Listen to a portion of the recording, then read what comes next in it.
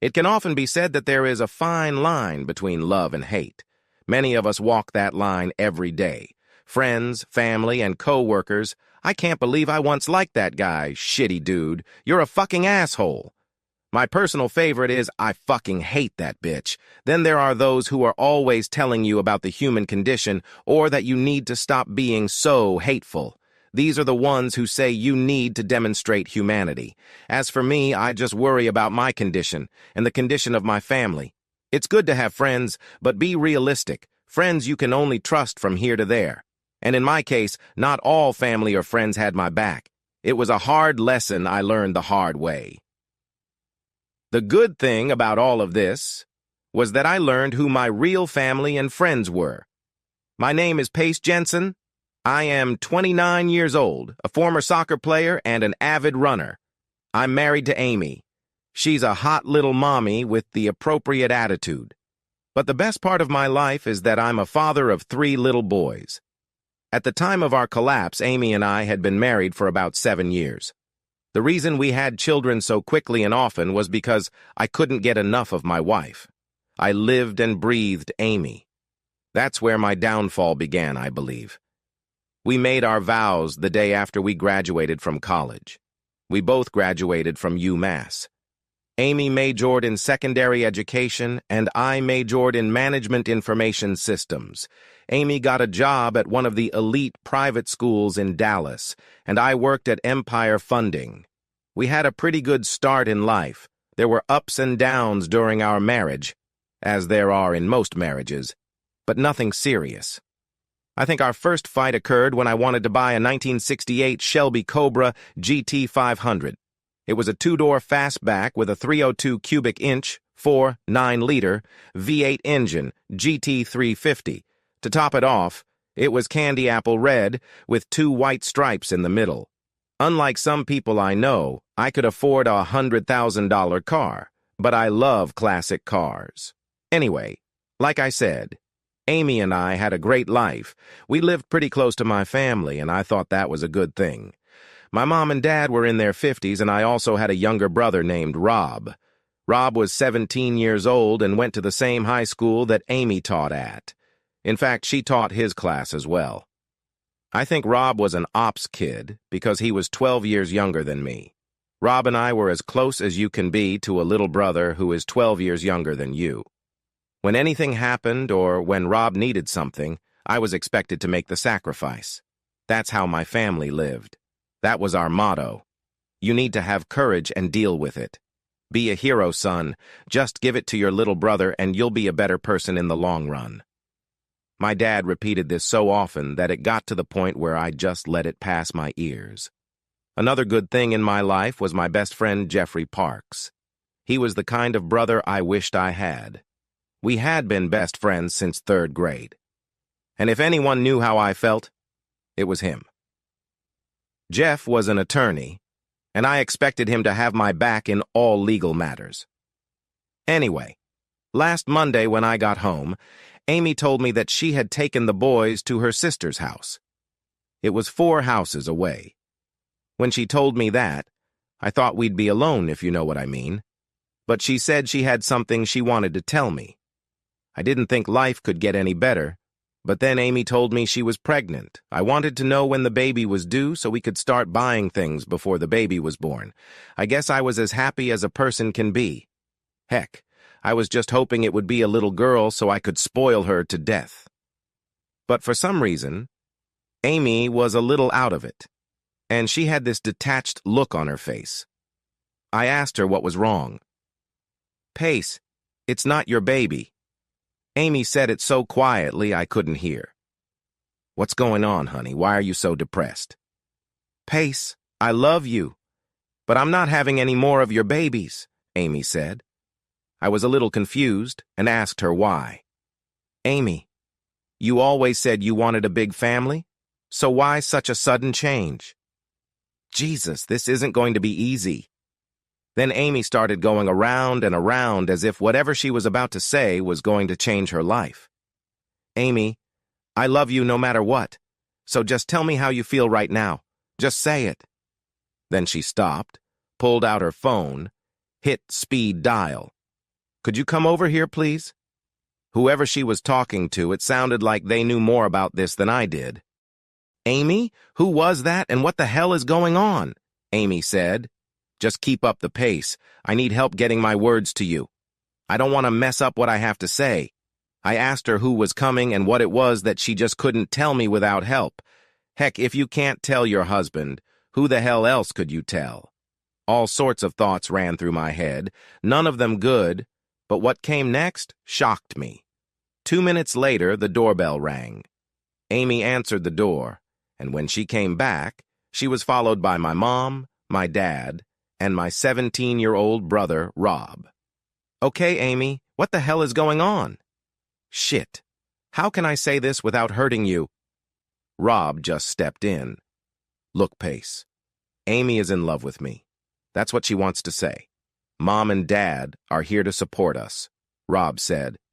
Look, bro, shit happens. We didn't want to fall in love, but we did. The baby she's carrying is mine, and we need you to go along with that. Amy and I are going to be a family whether you like it or not. I started laughing like it was some kind joke, right? It was meant to be. Look, Amy, so what are you trying to tell me? No one laughed. I looked back at Amy. She was looking at her feet. Amy, please look at me and tell me that's not true. Tell me you're not such a fucking idiot. My father said, Son, I know it's hard, but what's done is done. I know you're hurting right now, but Rob is your brother, and so we have to find a way to deal with this. We know it takes a lot, but sacrifices have to be made. I asked my mom if she was involved in this. She said, Son, I love both my boys. I don't want this to tear our family apart.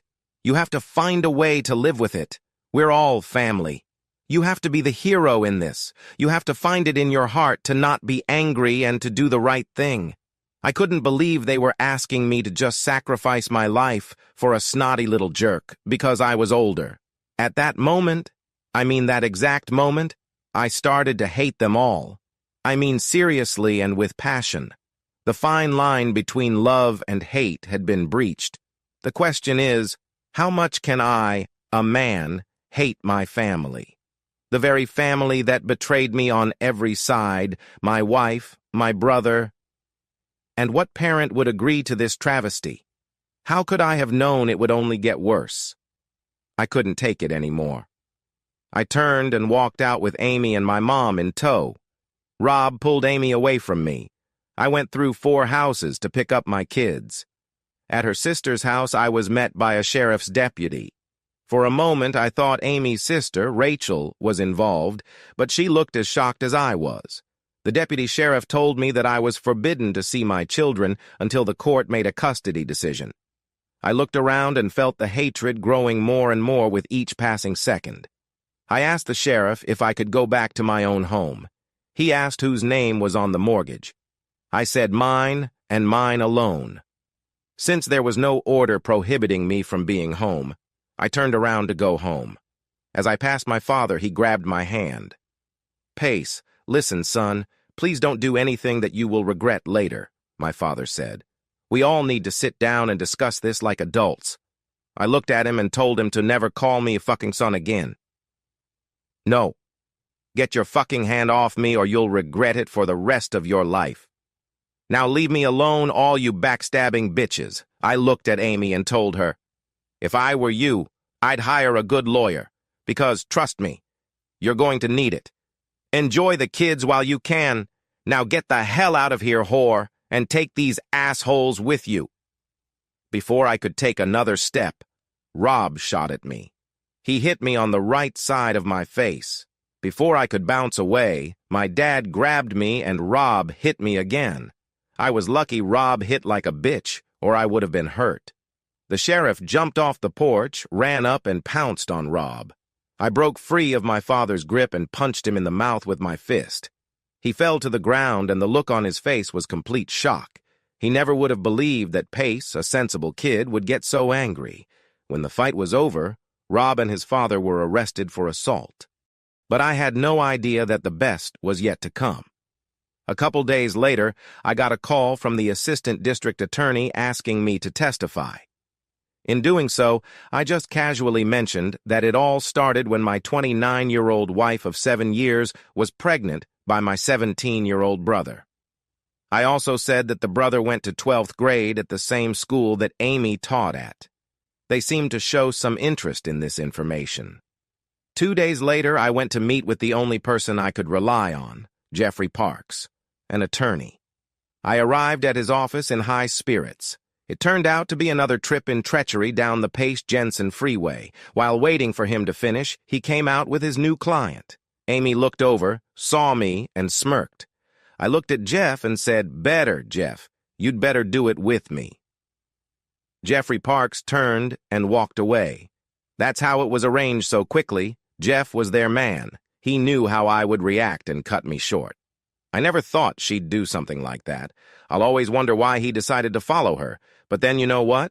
Who cares about his reasons, because once he said yes, he no longer existed for me. To hell with them! I had to laugh again, but there was a difference. It was just another reason to keep crossing the line. I was becoming a different person. Hate can do that to you.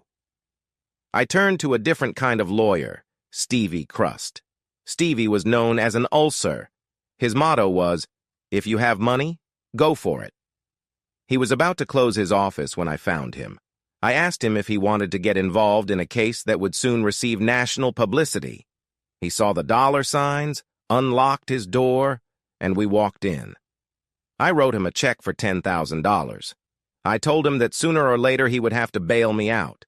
He told me he couldn't participate in anything illegal. I told him my plans. He laughed so hard he spit out his gum. I went home. When I got there, there was a sheriff's deputy sitting in the driveway. He got out of his car and asked who I was. I showed him my ID. He gave me an envelope and said, "You have been served." I walked in and threw the papers in the trash can. I didn't even look at them. Then I made some calls, had a snack, and went to bed. Tomorrow would be a new day. After a good night's sleep, I brushed my teeth, rinsed my mouth, and combed my hair. After all, I need to look my best. As soon as I walk out the door to grab the paper, bam, they pounce on me. "Mr. Jensen, is it true that your wife is a teacher and pregnant by your underage brother?" one reporter asked. Then another asked what school she teaches at. Another asked why she was still out. I said, I don't know who should be doing this. From that point on, life became hell for everyone involved in this sad case. Reporters were posted outside Amy's school, my parents' house, Jeff's office, and Amy's sister's house. Jeff liked publicity, but not like this. When Amy and my former parents first approached Jeff, he was under the impression that Rob was at least 18, not 17. The next thing pissed Jeff off even more. It was when his office was picketed by a group of family rights activists. One of the protesters doused him with cow urine. The next morning I appeared on the Nancy Grace show. She called Amy anything but a child of God. If any of you watch the Nancy Grace TV show, you know that once she gets the story, she is like a dog with a bone. From the first moment to the end of the story, Nancy's reporting was all about Amy and her merry band of misfits. Hi, everyone. A child molester is walking free on our streets and pregnant with an impressionable young man. And where's the DA? Nancy shouted. I taped the show. I looked pretty dapper. I think so myself. But the camera does add 10 pounds. 2 days later, Amy was arrested for sex with a minor, breach of public trust, and rape. Rob was removed from his parents' custody and sent to juvie. They eventually learned that he had to stay there until he turned 18. A month later, I was sitting in a courtroom across from Amy and my former family. She was represented by an asshole who used to be my friend. The only person I felt sorry for was my mom. She just sat there looking sad. It was heartbreaking, but such is life. Amy and Mrs. Jensen had called me hundreds of times over the past month, asking if I would sit down and talk to them before things went too far. I asked Amy one question. Did you sit down and talk to me before you slept with my brother? She didn't answer, so there was no point in talking. After Amy was arrested, my children were returned to me. At a quick custody hearing, the judge awarded me full custody, child support, and the house, which was already in my name. As the criminal trial approached, I was scheduled to testify. I wanted to make sure this slutty wench did a long time in jail, but that was not to be. Amy never went to trial. She took a plea bargain and got 3.5 years. In her statement at sentencing, she apologized to me. I almost felt sorry for her. Her life was ruined. Her teaching career was over and, for better or worse, she would have to register as a sex offender for the rest of her life. 4 years have passed since then. I took the kids and moved 2,000 miles away. Now that our family consisted of 7 people, my 3 sons and Amy's 2 little daughters, we were a smaller version of the Brady family. I know, the BTB crowd is going to call me a wuss. And you know what? They'd be dead wrong. You think I'm stupid enough to stay with any whore who will sleep with my former little brother? Hell no. My wife's name is spelled Amy. I met her 4 months after we moved in. Amy is a motorcycle cop, and the day she wrote me a ticket changed my life. When she got back to her motorcycle, all it took was one look at her ass, and I knew she was going to be my next wife. I had to beg a little, but once I got her into bed, it was the greatest day of my life. Did I mention she has her own handcuffs? I love her to death, but it took her a long time to overcome my distrust. Amy has faced a lot of shit over the years, and she's been through just as much. She's just like me, she doesn't trust shit. She tests me the same way I test her, and it works for us. But most of all, I like the hell out of her in bed.